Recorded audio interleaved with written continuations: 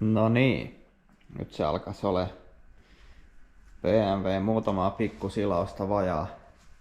Tosta lähetettiin etulippa nukkaukseen ja venttiilikoppiin tulee kans vähän nukkaa ja sitten vaimentimista tulee kans satiinin mustat, semmonen kiva kombo tulee siitä.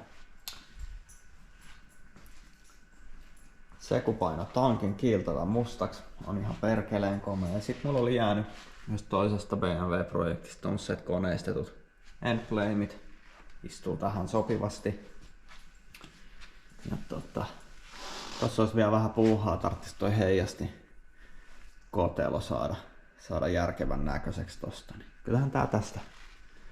Kaikkihan on mustaa, että paitsi nyt sitten bensalinjoista tuli valkoiset ja löysin mustat tulpanjohdot RG3, mikä on musta eikä punainen tai valkoinen.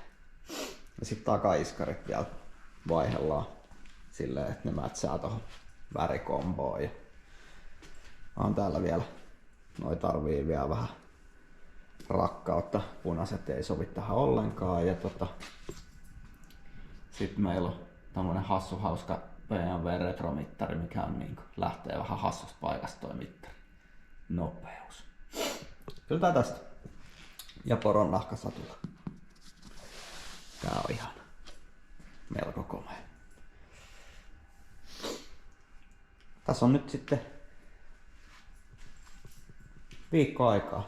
Viikon päästä perjantaina näihin aikoihin ollaan matkalla kohti Jyväskylää.